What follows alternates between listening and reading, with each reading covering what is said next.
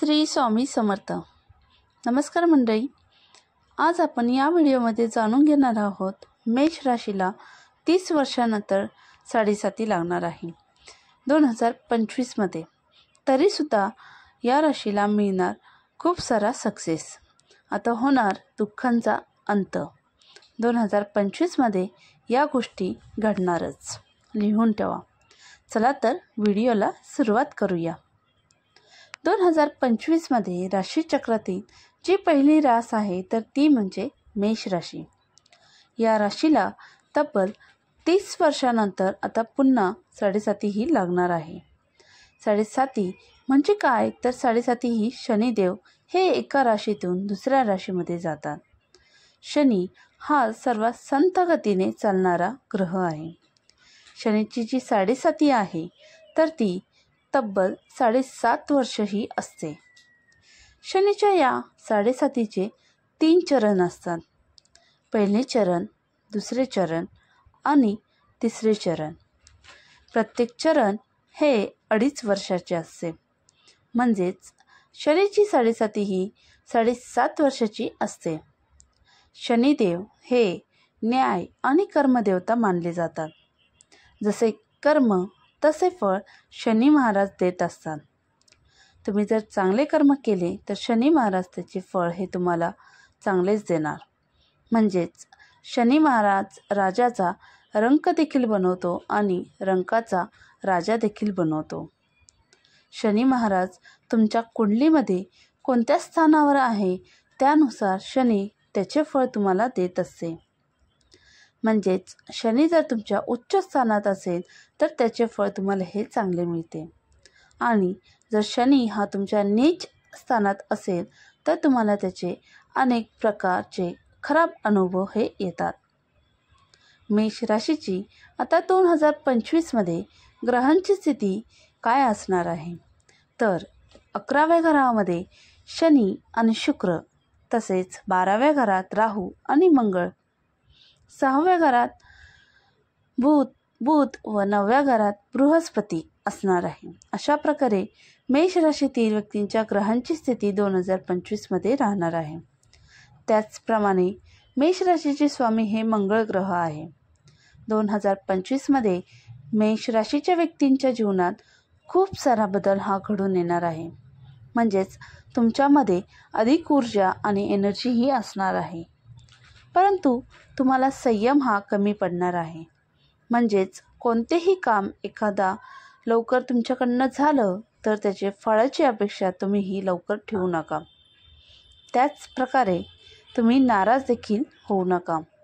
मंगळ ग्रह हा खाली आहे, परंतु त्यानंतर तो वक्री जेव्हा होईल तेव्हा तुमचा सुरुवातीचा हा काळ काही शुभ ठरणार आहे आणि या काळामध्ये तुम्ही शुभ कार्य हे करू शकता. म्हणजेच जमिनीचे व्यवहार, खरेदी व्यवहार, घर घेणे, व्यवसाय सुरू करणे किंवा तुमचे आणखीन कोणतेही महत्त्वाचे काम असेल तर ते तुम्ही या वर्षाच्या सुरुवातीलाच नक्की करा. म्हणजेच मे महिन्याच्या अगोदर करा. कारण की सूर्य हा भाग्याच्या स्थानात आहे. 14 जानेवारी सूर्य हा मकर राशीमध्ये प्रवेश करतो. 14 जानेवारी ते 14 फेब्रुवारी हा एक महिना व 14 फेब्रुवारी ते 14 एप्रिल या काळामध्ये तुमचे नातेवाईकांमध्ये किंवा पती पत्नीमध्ये प्रेमसंबंधात थोडीशी सावधानगी बाळगा. तुम्ही इतर कोणाचेही शत्रू बनू नका. संयम ठेवा. परंतु 14 एप्रिल नंतरचा जो काळ आहे तर तो पुन्हा सुरळीत होणार आहे. म्हणजेच तुमच्यासाठी शुभ असणार आहे. ज्या व्यक्ती गव्हर्नमेंट म्हणजेच सरकारी नोकरीचा प्रयत्न करत आहे तर त्यांना त्याचे योग आहेत. कारण की सूर्य हा तुमच्या पहिल्या घरात जाणार आहे, त्यानंतर दुसऱ्या, तिसऱ्या, 4थ्या घरात आहे. यानंतर सूर्याची ही स्थिती 4थ्या घरात असताना म्हणजेच ऑगस्ट महिन्यात सूर्य हा तुमच्या राशीत पुन्हा प्रवेश करणार आहे.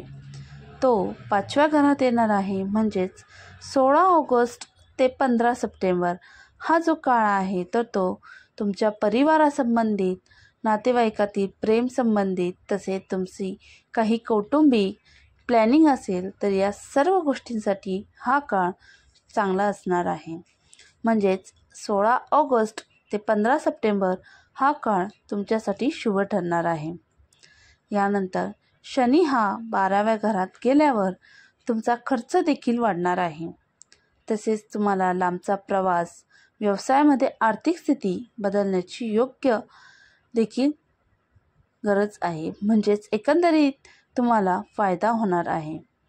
जगामध्ये मेष राशीच्या अनेक व्यक्ती, करोडो व्यक्ती आहेत, परंतु प्रत्येकाच्या जन्मकुंडली शनी हा कोणत्या स्थानात आहे त्यावर शनी महाराजांची कृपाही अवलंबून असते.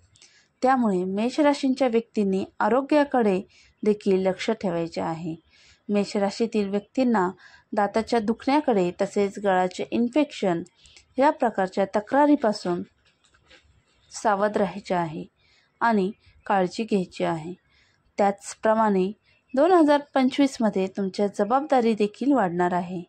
15 मेला बृहस्पती बदल झाल्यावर ज्या व्यक्तींना विवाह करायचे आहे तर त्यांचे विवाह देखील होण्याचे योग आहे. 7.5 आणि गोचर असल्यामुळे गुरु तुमच्या 7व्या घरात असल्याने तसेच 11व्या घरात बघत असल्याने तुमच्या ज्या काही इच्छा आहे तर त्या पूर्ण होणार आहे. कारण की 11वे घर हे इच्छाचे असते. तर तुम्ही या काळामध्ये पार्टनरशिपमध्ये सुद्धा व्यवसाय करू शकता. भागीदारी केल्याने तुमच्या आर्थिक उत्पन्नात देखील वाढ होणार आहे. त्यामुळे तुमचे आर्थिक उत्पन्न देखील वाढेल.